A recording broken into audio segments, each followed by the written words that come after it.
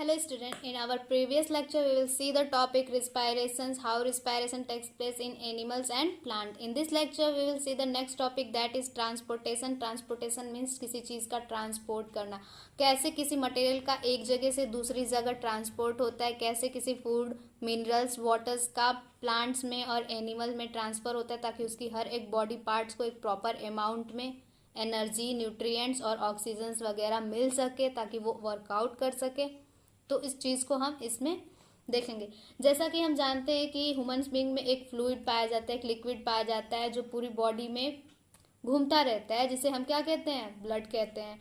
और ये अपने साथ क्या कैरी करता है, ऑक्सीजन कैरी करता है, और उस ऑक्सीजन को वो ब्लड जो होता है वो पूरी बॉडी पार्ट में ट्रांसपोर्ट कराता है, पूरी बॉडी पार्ट तक मूव कराता है, पहुंचाता है।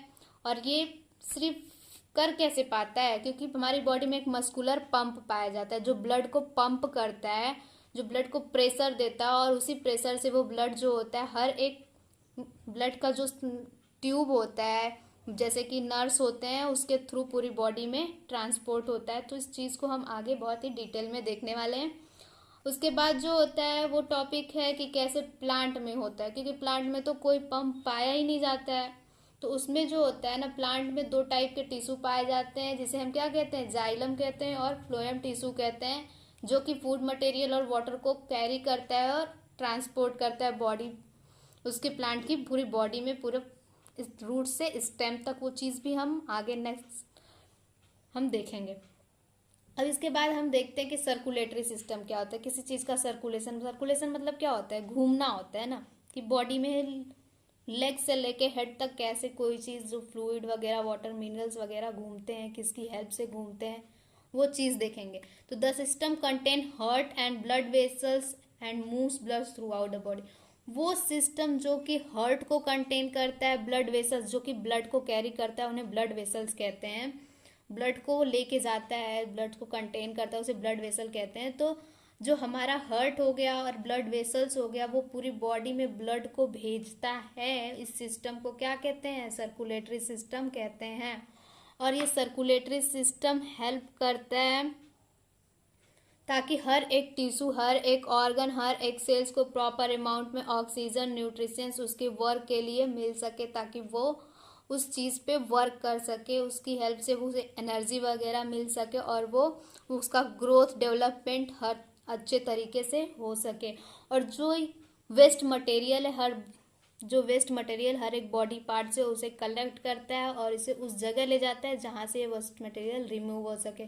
तो ये पूरा सिस्टम जो क्या कहलाता है, सर्कुलेटरी सिस्टम कहलाता है। और ये एक कार्डियोवास्कुलर सिस्टम भी कहलाता है। क्या कहलाता है, कार्डियोवास्कुलर सिस्टम। कार्डियोवास्कुलर सिस्टम इसलिए कहलाता है क्योंकि कार्डियो मसल से ही जो हमारा हार्ट बना है, और इसीलिए इसको कार्डियोवास्कुलर सिस्टम भी कहा जाता है। और इसे एक ब्लड वेस्कुलर सिस्टम भी कहा जाता है। ब्लड वेस्कुलर सिस्टम, जैसा कि हम इस नाम से ही समझ सकते हैं कि कोई भी सिस्टम जो ब्लड को कैरी करता है, तो वो ब्लड वेस्कुलर सिस्टम भी कहा जाता है।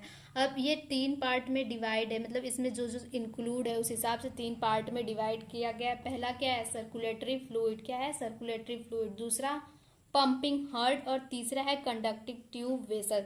तो पहला सर्कुलेटरी फ्लूइड में जो आता है वो ब्लड आता है, और दूसरा पंपिंग हार्ट में हार्ट आ गया, और कंडक्टिंग ट्यूब में ब्लड वेसल। ब्लड जो होता है वो पूरी बॉडी में ट्रांसफर होता रहता है, पूरी बॉडी में घूमता रहता है। हार्ट जो होता है वो ब्लड को पंप करता है, ब्लड को, ताकि वो इजी वे में हर जगह एक प्रॉपर अमाउंट में पहुंच सके। और कंडक्टिंग ट्यूब और वेसल जो होता है वो ब्लड को कैरी करता है, इसलिए उसे ब्लड वेसल कहा जाता है। ब्लड को कैरी करने वाले जो वो ट्यूब होता है उसे ब्लड वेसल्स कहा जाता है। तो हम पढ़ेंगे डिटेल में इन सब के बारे में। पहला जो आता है कि ब्लड क्या होता है। तो ब्लड एक सर्कुलेटरी फ्लूइड होता है जो बॉडी में प्रेजेंट होता है। ये ज़्यादा कम से कम 5 लीटर तो होता है, ये किसी एडल्ट में 5 लीटर पाया ही जाता है, एवरेज माना गया है। और ये जो हमारी बॉडी का वेट है उसका 6 to 7% बॉडी का वेट जो हमारा ब्लड होता है वो 2 पार्ट्स में डिवाइड करते हैं। एक सस्पेंडेड ब्लड सेल्स होते हैं और दूसरा लिक्विड पार्ट होता है। सस्पेंडेड ब्लड सेल्स में क्या क्या आते हैं, रेड ब्लड सेल्स आते हैं, व्हाइट ब्लड सेल्स आते हैं, और ब्लड प्लाज्मा आता है। और लिक्विड पार्ट में जो आता है उसमें ब्लड प्लाज्मा आता है। तो हम इनके बारे में डिटेल में पढ़ेंगे कि ब्लड सेल्स और white blood cells, blood platelets, क्या सब ये चीजें हैं। तो रेड ब्लड सेल्स, जैसा कि हम जानते हैं कि red blood cells red in colour होता है और इसमें होमोग्लोबिन पाई जाती है। ये हीमोग्लोबिन ही उसको रेड कलर देती है। और ये जो होता है हीमोग्लोबिन जो होता है वो अपने साथ ऑक्सीजन कैरी कर लेती है, क्योंकि ये ऑक्सीजन से कंबाइन होके पूरे ब्लड में ट्रांसपोर्ट होती है, पूरी बॉडी पार्ट में पहुंचती है, लंग से टिश्यू सेल तक। और उसके बाद हम देखते हैं कि वाइट ब्लड सेल्स क्या होता है। जैसा कि हम जानते हैं कि वाइट ब्लड सेल्स हमें इंफेक्शन से, किसी भी बैक्टीरिया वायरस से लड़ने में हेल्प करता है, एंटीबॉडी प्रोड्यूस करता है, इसका कोई भी कलर नहीं होता है। और इसे डिफेंस सिस्टम भी, ये हमारी डिफेंस सिस्टम, हमारी प्रतिरोधक क्षमता को बढ़ाता है। और इसे हम सोल्जर ऑफ बॉडी भी कहते हैं। क्या कहते हैं? Soldier of body. अगर क्वेश्चन आए कि किसे हम, किस ब्लड सेल्स को सोल्जर ऑफ बॉडी कहते हैं, तो क्या हो जाएगा? वो व्हाइट ब्लड सेल्स होता है, क्योंकि ये हमें बीमारियों से, हर चीजों से, इन्फेक्शन से, बैक्टीरियाज वगैरह से लड़ने में हेल्प करता है। अब हमारा ब्लड प्लेटलेट क्या होता है? ब्लड प्लेटलेट्स देखते हैं, इसका कोई भी शेप नहीं होता है, ये इरेगुलर शेप का होता है और ये ब्लड को क्लॉट करने में हेल्प करता है। जैसे कि हमने देखा कहीं हमारा ब्लड कट जाता है तो वो डायरेक्ट बहता नहीं रहता है, वो वहां पे रुक जाता है। ऐसा क्यों होता है? क्योंकि वो जो प्लेटलेट होते हैं वो ब्लड को क्लॉट कर देते हैं, उसे उसे वो सॉलिड पार्ट में कन्वर्ट कर देते हैं, जिसकी वजह से वो बह नहीं पाता है। नेक्स्ट पार्ट है फ्लूइड पार्ट, जो कि नेक्स्ट जो होता है फ्लूइड पार्ट जो होता है ब्लड का, उसे हम क्या कहते हैं? प्लाज्मा कहते हैं।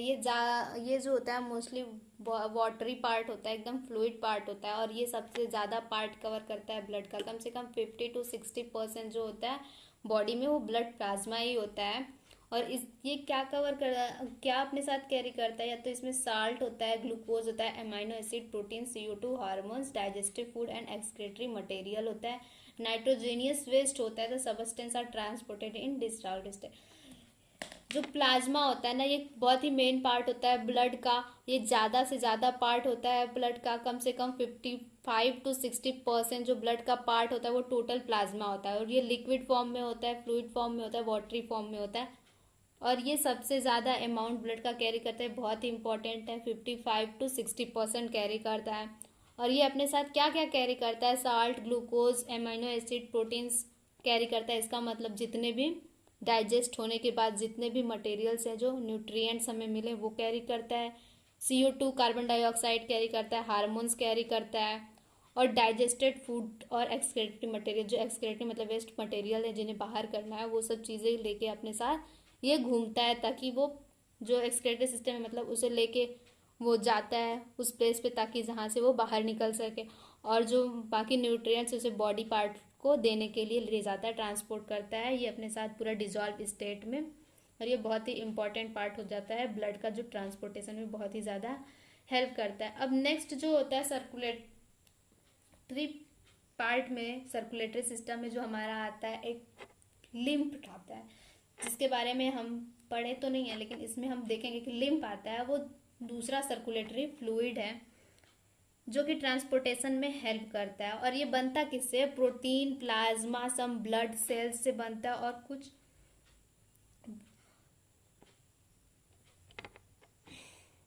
नेक्स्ट एक आता है सेकेंड सर्कुलेटरी फ्लूइड, जिसे हम क्या कहते हैं? लिम्फ कहते हैं। क्या कहते हैं? लिम्फ कहते हैं।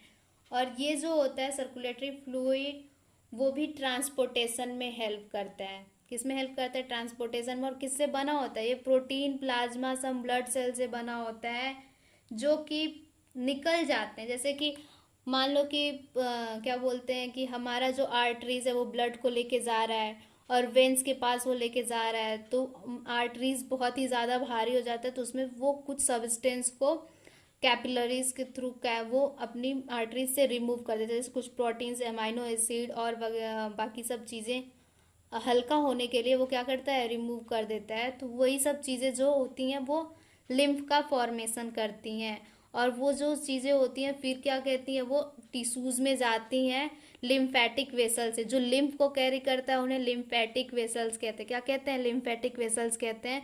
तो जब आर्टरीज कुछ मटेरियल्स को, जैसे प्रोटीन्स, विटामिन, मिनरल्स, जो भी चीज़ें होती हैं, वो वाटर भी, वो सब चीज़ें जब निकाल देती है खुद को हल्का करने के लिए, जब वो वेंस में मिलने जाती हैं, तो वो जो मटेरियल्स होते हैं वो लिम्फेटिक वेसल्स के थ्रू क्या कहते हैं टिश्यू के पास पहुंचते हैं, ताकि उसे वो भी हेल्प करते हैं, वो भी प्रोटीन्स वगैरह जो चीज़ें होती हैं वो लिम्फ का फॉर्मेशन करके वो लिम्फेटिक वेसल्स के थ्रू टिश्यूज में पहुंचते हैं। वही सब चीज़ें क्या कहलाती हैं, लिम्फ कहलाती हैं। ये क्या, collect in space between the cell intercellular space. ये जो होता है जब आर्टरी से निकलता है ना, तो ये क्या कहलाता है, ये एस्केप मटेरियल क्यों कहला रहा है, क्योंकि ये निकला हुआ मटेरियल है, आर्टरी से छोड़ा हुआ मटेरियल है। वो आर्टरी जब भारी हो जाती है तो वो कुछ मटेरियल्स को अपनी से निकाल देती है, तो वो चीज़ें जाके फिर क्या कहलाती हैं, जो सेल्स के बीच में थोड़ी थोड़ी स्पेस खाली रहती है वहाँ पे जाके कलेक्ट हो जाती हैं और वो लिम्फ का फॉर्मेशन करती हैं, और ये चीज़ें फिर लिम्फेटिक वेसल्स के थ्रू ट्रांसपोर्ट होता है टिश्यूज में। और ये किस में हेल्प करता है, फाइट अगेंस्ट द इन्फेक्शन और डिसीज। जो लिम्फ होता है वो इन्फेक्शन और डिसीज से फाइट करने के लिए हेल्प करता है। और it lymph cells are produced by lymph nodes. और ये किसके थ्रू प्रोड्यूस होता है, लिम्फ नोड के थ्रू प्रोड्यूस होता है। इसका एक एग्जांपल होगा tonsils. It carries digestive absorb fats from the intestine. और ये क्या कैरी करता है, अपना डाइजेस्टिव फैट को कैरी करता है, जो डाइजेस्टिव फैट एब्जॉर्ब हो जाते हैं इंटेस्टाइन से, उसी चीज़ को कैरी करता है। लिम्फ क्या करता है, डाइजेस्टिव फैट जो होते हैं वो जो निकल जाते हैं उसी को कैरी करता है इंटेस्टाइन से, जो डाइजेस्टिव फैट्स निकलते हैं। तो ये हमने देख लिया ब्लड्स के बारे में, लिम्फ के बारे में, ब्लड्स के पार्ट के बारे में, सर्कुलेटरी सिस्टम का जो एक टॉपिक था ब्लड वो हमने कवर कर लिया। अब नेक्स्ट हम देखेंगे हार्ट के बारे में। हार्ट को बॉडी का, ये ब्लड को पंप करता है, इसलिए हार्ट को बॉडी पंप भी कहा जाता है। और ये जो होता है वो थायरॉइड कैविटी में, कहाँ होता है, थायरॉइड कैविटी में होता है, लंग्स के बीच में।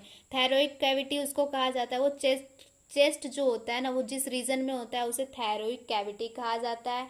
और ये दोनों लंग्स के बीच में प्रेजेंट होता है, और जिसका मोस्टली साइड जो होता है वो लेफ्ट साइड होता है, वो ज़्यादातर लेफ्ट साइड की तरफ ही लोकेट होता है। और इसे हम जब देखेंगे तो ऐसा लगेगा कि एक रफली कोन शेप्ड है। रफली कोन शेप्ड मतलब पूरे अच्छे से कोन नहीं, मतलब जैसे लगेगा कि कोन शेप्ड में है। और इसका जो वेट होता है वो 300 ग्राम होता है। कितना होता है, 300 ग्राम होता है। और एक मुट्ठी के बराबर ये इसकी साइज होती है। और ये हार्ट जो होता है वो आदमियों में ज़्यादा भारी होता है वुमेन के कंपैरिजन में। एक आदमी में ज़्यादा भारी होता है किसी औरत के कंपैरिजन में। औरत का जो हार्ट होता है उससे भारी जो होता है वो आदमी का हार्ट होता है। और ये हमेशा वर्किंग करता रहता है, हमेशा जब तक हम जीवित है तब तक वो ब्लड को पंप करता रहता है, बॉडी में भेजता रहता है। और ये कम से कम 72 टाइम्स पंप करता है ब्लड को 1 मिनट में। 1 मिनट में कितनी बार, 72 टाइम पंप करता है। और ये हार्ट जो होता है वो कार्डियक मसल से मिलके बना होता है। इट पंप ऑक्सीजनेटेड और डीऑक्सीजनेटेड ब्लड। ऑक्सीजनेटेड ब्लड किसे कहते हैं, जिसमें ऑक्सीजन हो। डीऑक्सीजनेटेड ब्लड अनप्योर ब्लड, जिसमें कार्बन डाइऑक्साइड हो। तो ये दोनों टाइप के ब्लड को क्या करता है, ट्रांसपोर्ट करता है, ट्रांसपोर्ट नहीं, पंप करता है। क्या करता है, पंप करता है। इसके पास 4 चैम्बर होते हैं, 4 चैम्बर कह लो, 4 कंपार्टमेंट होते हैं। और ये ऑक्सीजनेटेड ब्लड होता है वो पूरी बॉडी में ट्रांसपोर्ट किया जाता है, और डीऑक्सीजनेटेड जो ब्लड होता है वो पूरी बॉडी से फिर से लाया जाता है और लंग्स की तरफ पंप किया जाता है। इसके पास 2 ऑरिकल्स और 2 वेंट्रिकल्स होते हैं। मतलब जो अपर पार्ट होता है हार्ट का उसे ऑरिकल्स बोलते हैं, लेफ्ट और राइट साइड। और जो लोअर पार्ट होता है वो ventricle, left ventricle, right ventricle, left auricle, right auricle होता है। पहले जो ब्लड होता है वो हार्ट में 2 बार इंटर करता है, और जो ये ब्लड 2 बार इंटर करता है इसे डबल सर्कुलेटरी सिस्टम कहते हैं। क्या कहते हैं, डबल सर्कुलेटरी सिस्टम, इसी को कहते हैं। 2 बार हार्ट में ब्लड का इंटर करना, पूरी बॉडी में बॉडी से घूम के आना, इसे क्या कहते हैं, डबल सर्कुलेटरी सिस्टम कहते हैं। और ये जो होता है ना कि राइट साइड में जो होता है, राइट हाफ में जो हार्ट के होता है, डीऑक्सीनेटेड ब्लड आते हैं, और जो लेफ्ट में होता है ऑक्सीजनेटेड ब्लड, लेफ्ट में जो होता है ऑक्सीजनेटेड ब्लड आते हैं और राइट में जो होता है डीऑक्सीजनेटेड ब्लड आते हैं। और हमारी बॉडी में 2 बार ब्लड इंटर करते हैं, इसी को हम कह सकते हैं डबल सर्कुलेटरी सिस्टम कह सकते हैं, क्योंकि हमारे हार्ट में 2 बार ब्लड इंटर कर रहा है। और जो राइट हाफ में वो ब्लड होते हैं वो डीऑक्सीजनेटेड ब्लड आते हैं, जो कि पल्मोनरी आर्टरीज के थ्रू आते हैं। और लेफ्ट हाफ में ऑक्सीजनेटेड ब्लड आते हैं और फिर पूरी बॉडी में ट्रांसपोर्ट किए जाते हैं। यहाँ पे डीऑक्सीजनेटेड ब्लड पल्मोनरी ओर्टा के थ्रू आता है, पल्मोनरी ओर्टा के थ्रू आता है। हम स्टेप वाइज देखेंगे कि इसका प्रोसेस क्या होता है। तो लेफ्ट, इसका जो पहला पार्ट होता है लेफ्ट ऑरिकल, और we can say that left atrium, ये पतला, इसका जो चैम्बर होता है वो पतला होता है और इट कलेक्ट ऑक्सीजनेटेड ब्लड, ये बॉडी से ऑक्सीजनेटेड ब्लड को लेता है। जो लेफ्ट आर्ट्रियम होता है, लेफ्ट ऑरिकल होता है, वो बॉडी से ऑक्सीजनेटेड ब्लड लेता है। और इसका जो वॉल होता है, वो उसका चैम्बर का जो वॉल होता है, जो उसकी दीवारें होती हैं, जो साइड का सारी चीज़ें होती है जिसमें ब्लड कलेक्ट होता है, वो उसका वॉल जो होता है वो पतला होता है। और ये ऑक्सीजनेटेड ब्लड मतलब ऑक्सीजन रिच ब्लड को कैरी करता है। कहाँ से कैरी करता है? लंग से कैरी करता है, लंग से कैरी करता है, बॉडी से नहीं, लंग से कैरी करता है ऑक्सीजनेटेड ब्लड। और इसमें ये कलेक्ट होता है, और ये कलेक्ट तब होता है जब ये रिलैक्स स्टेट में होता है। और जैसे ही ये कॉन्ट्रैक्ट होता है, वो रिलैक्स स्टेट में, तो इसमें कनेक्ट होता है। जैसे ही वो कॉन्ट्रैक्ट होता है फिर वॉल्स खुल जाती है, इसके नीचे एक वॉल्स पाई जाती हैं जो कि ब्लड को खुलने के बाद ब्लड को वेंट्रिकल्स में शिफ्ट कर देती हैं। और ये वॉल्स एक ही साइड खुल सकती है, मतलब नीचे जा सकता है, नीचे से ऊपर नहीं आ सकता है। वॉल्स खुल जाती हैं, फिर ये लेफ्ट वेंट्रिकल में चला जाता है, जो ऑक्सीजनेटेड ब्लड है वो लेफ्ट वेंट्रिकल में चला जाता है। फिर नेक्स्ट जो होता है लेफ्ट वेंट्रिकल। लेफ्ट वेंट्रिकल जो होता है वो, उसकी वॉल जो होती है आर्ट्रियम के थ्रू क्या होती है? मोटी होती है। और ये क्या करती है, इसमें जब ब्लड इंटर्ड करता है तो ये एक्सपेंडेड स्टेट में होता है, वो फैले हुए स्टेट में होता है। फिर ये जो होता है, फिर इस ब्लड को क्या करता है? पंप करता है ओर्टा के थ्रू पंप करता है पूरी बॉडी में, ताकि ये बॉडी में चला जाए, हार्ट से बॉडी में चला जाए, क्योंकि ये ऑक्सीजनेटेड ब्लड है, फिर बॉडी में चला जाए ताकि ऑक्सीजन वाला जो ब्लड है पूरी बॉडी को मिल जाए। और ओटा वगैरह तो देखा, लेकिन अब हम इसमें डिटेल में पढ़ लेते तभी हम आगे टॉपिक को कुछ समझ सकते हैं।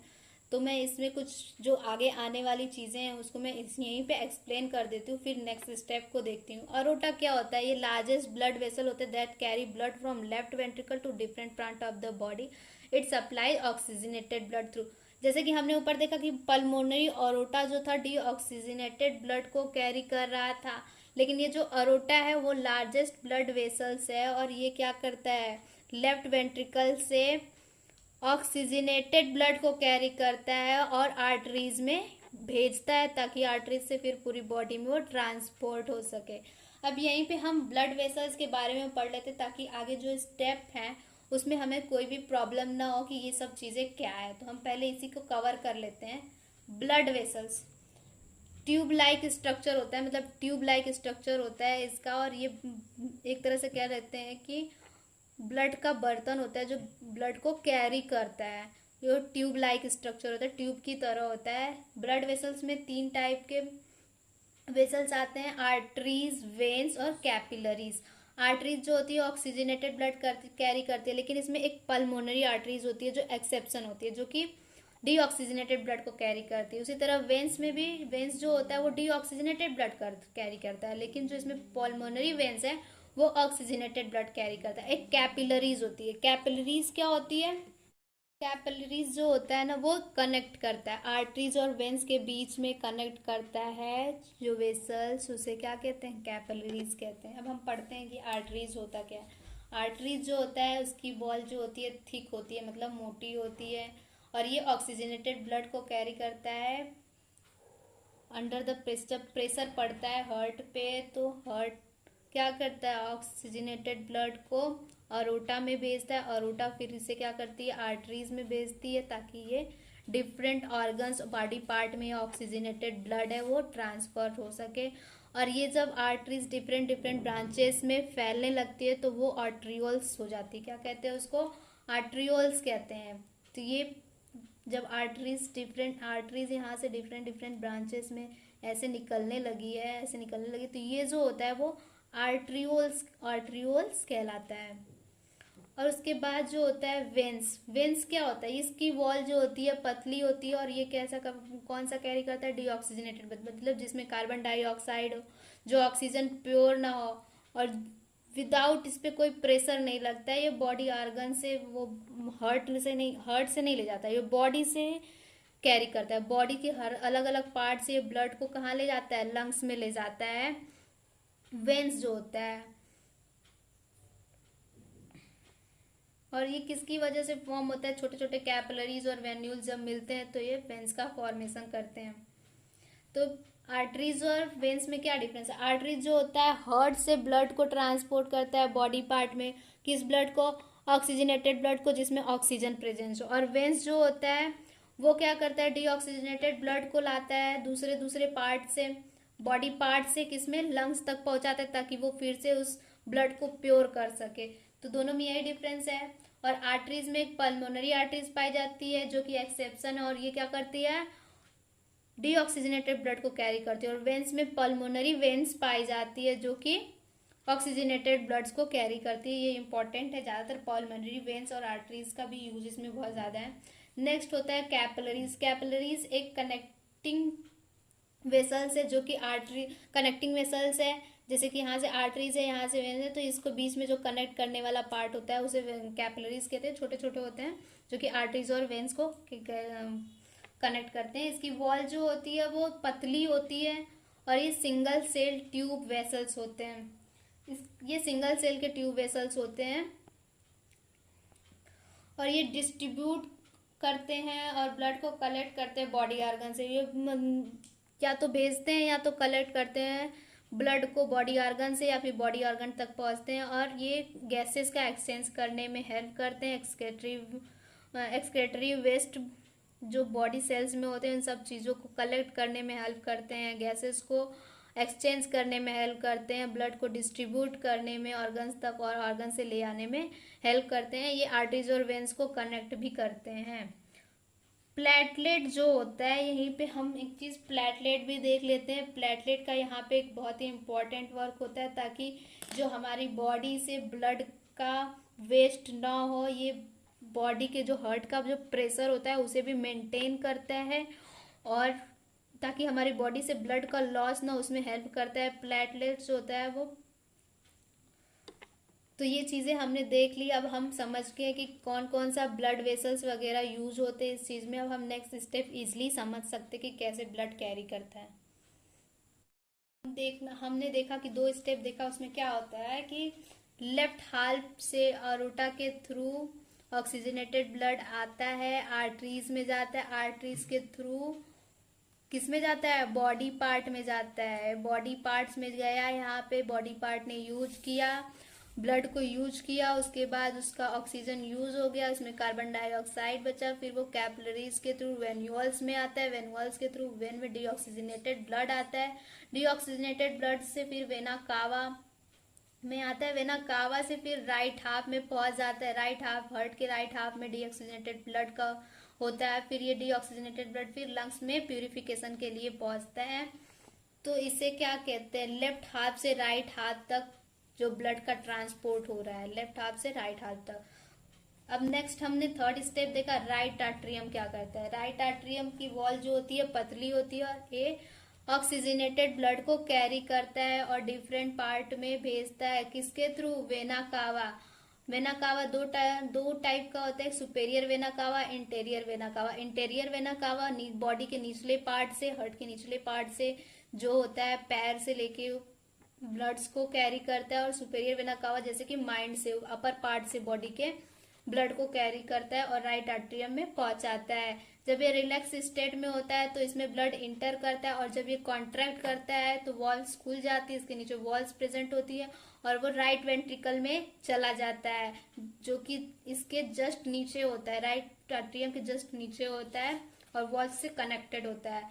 फिर अब जब ब्लड राइट वेंट्रिकल में जाता है तो राइट वेंट्रिकल जो क्या होता है, मोटा पाइप होता है, मोटा चैम्बर होता है, और ये क्या कहता है, ये एक्सपेंडेड स्टेट में, एक एक्सपेंडेड इसे फैला हुआ होता है इसमें बॉडी, इसके चैम्बर में ब्लड इंटर करता है, और ब्लड इंटर करने के बाद राइट वेंट्रिकल से क्या करते हैं, ब्लड को पंप किया जाता है और ये लंग्स में पहुंच जाता है। किसके थ्रू, पल्मोनरी आर्टरीज। हमने बताया था कि ये डीऑक्सीजनेटेड ब्लड कैरी करता है, पल्मोनरी आर्टरीज के थ्रू लंग्स में पहुंच जाता है, और जहां पे प्यूरिफिकेशन होता है, ऑक्सीजनेशन, और उसमें ऑक्सीजन इंक्लूड हो जाता है, कार्बन डाइऑक्साइड वहां से। राइट हाफ से पल्मोनरी आर्टरीज के थ्रू लंग्स में गया, फिर लंग्स से क्या हुआ, पल्मोनरी वेन्स के थ्रू लेफ्ट हाफ में आया, लेफ्ट हाफ में आया, ऑक्सीजनेटेड ब्लड आया, लंग्स में गया, लंग्स में प्यूरिफिकेशन, फिर लेफ्ट हाफ में हार्ट में आया। हमने यहाँ से देखा था कि लेफ्ट हाफ से गया था यहाँ से, फिर आर्टरीज के थ्रू बॉडी पार्ट्स में गया, फिर ये डीऑक्सीजनेटेड हुआ, डीऑक्सीजनेटेड होके फिर राइट हाफ में आया, फिर राइट हाफ से लंग्स में गया, फिर ऑक्सीजनेटेड होके लेफ्ट हाफ में आया। तो यही चीज़ है, 2 बार हार्ट में ब्लड का आना क्या कहलाता है, डबल सर्कुलेशन कहलाता है। अब हमने एक चीज नोट करनी चाहिए कि हमने बार बार कहा कि जो आर्ट्रियम होता है उसकी वॉल पतली होती है और राइट वेंट्रिकल की वॉल मोटी होती है। ऐसा इसलिए होता है क्योंकि आर्ट्रियम से जो ब्लड होता है ना, वो पंप सीधे उसके जस्ट नीचे किया जाता है, ज़्यादा दूर नहीं किया जाता, जस्ट उसके नीचे किया जाता है, नीचे वाले चैम्बर में किया जाता है, बहुत नज़दीक में किया जाता है, ज़्यादा प्रेशर की ज़रूरत नहीं होती है।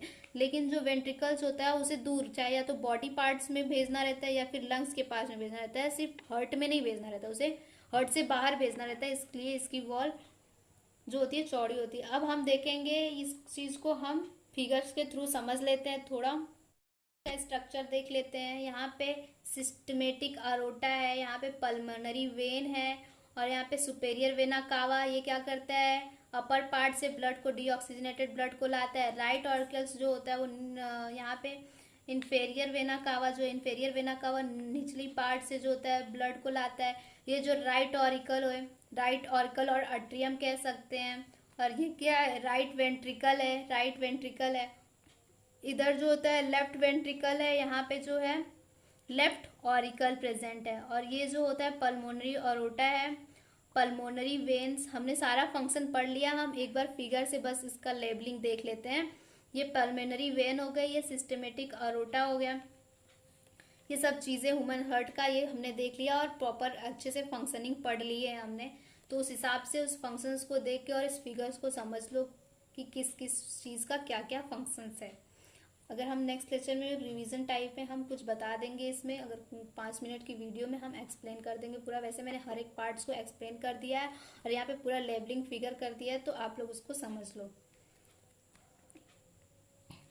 अब यहाँ पे हम देख लेते हैं, अब समझ ही लेते हैं कि यहाँ से लंग्स के थ्रू, यहाँ से लेफ्ट ऑरिकल में जो होता है ऑक्सीजनेटेड ब्लड आता है, और यहाँ पे एक वॉल्स प्रेजेंट होती है जो कि ऊपर से नीचे भेजती है लेकिन बैकवर्ड नहीं भेजती है। फिर यहाँ से ये लेफ्ट वेंट्रिकल में जाता है, लेफ्ट वेंट्रिकल से फिर आर्टरीज के थ्रू, अरोटा के थ्रू, पूरी अरोटा यहाँ पे अरोटा आर्टरीज से मिली होती है, इसके थ्रू पूरा बॉडी में ट्रांसपोर्ट होता है, पूरी बॉडी में इसका ट्रांसपोर्ट होता है। और फिर बॉडी में जब ऑक्सीजन यूज हो जाता है तो उसमें कार्बन डाइऑक्साइड जो डीऑक्सीजनेटेड ब्लड होते हैं फिर से राइट ऑरिकल में आते हैं। किसके थ्रू आते हैं, सुपेरियर वेना कावा और इन्फेरियर वेना कावा। नीचे से जो आते हैं वो इन्फेरियर वेना कावा के थ्रू आते हैं, ऊपर से सुपेरियर वेना कावा के थ्रू आते हैं राइट ऑरिकल्स में। फिर यहाँ वॉल्स प्रेजेंट होती है, वॉल्स खुलती है, यहाँ पे राइट वेंट्रिकल में पहुंचते हैं। राइट वेंट्रिकल फिर क्या करता है, ब्लड को लंग्स में भेजता है, लंग्स में प्यूरिफिकेशन होता है। इसी तरह इस प्रोसेस को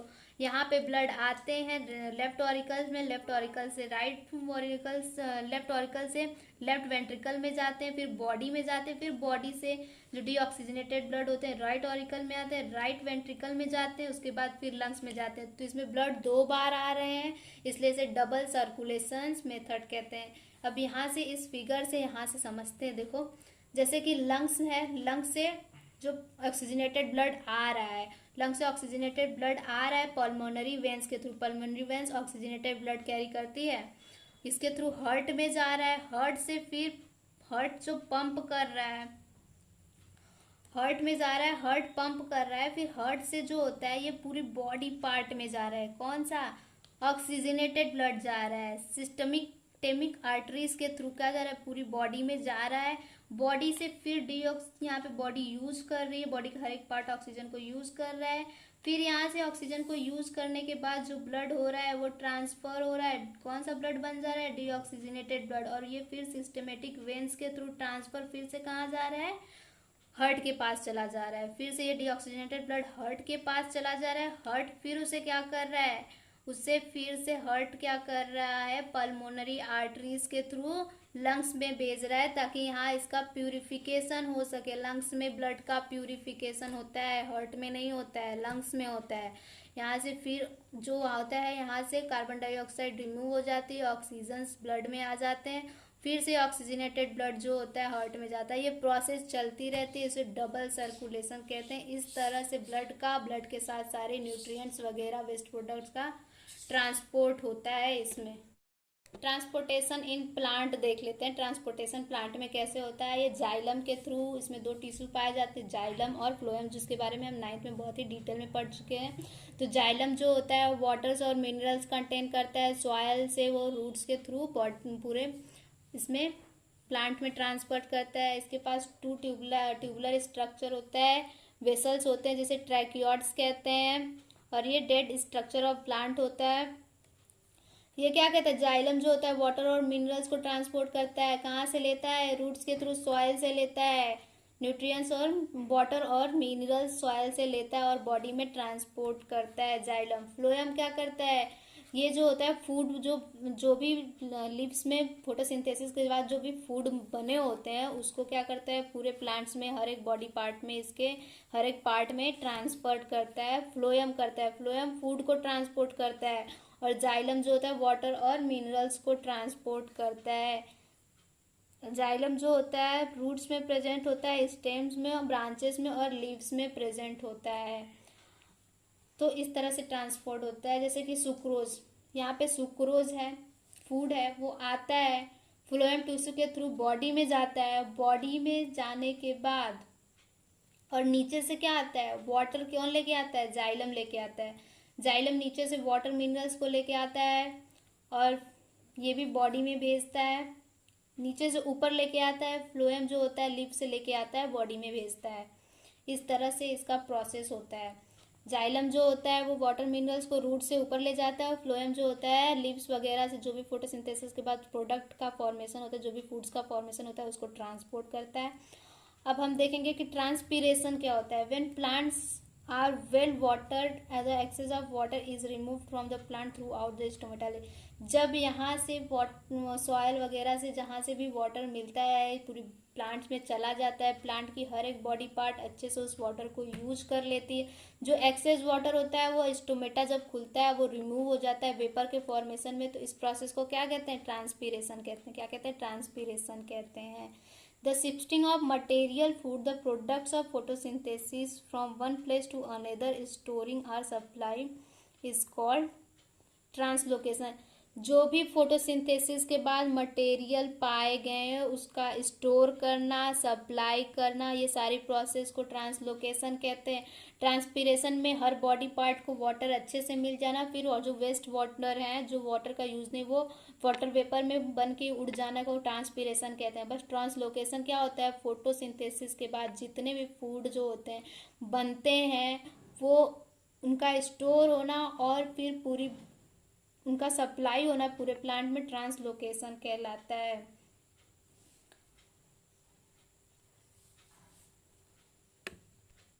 now we will completed this lecture, this topics totally, और जो रेस्ट टॉपिक है वो हम नेक्स्ट लेक्चर में पूरा कवर कर देंगे। So thank you so much. If you like my videos, my explanation method, so please like, share, comment and subscribe my channel. Thank you.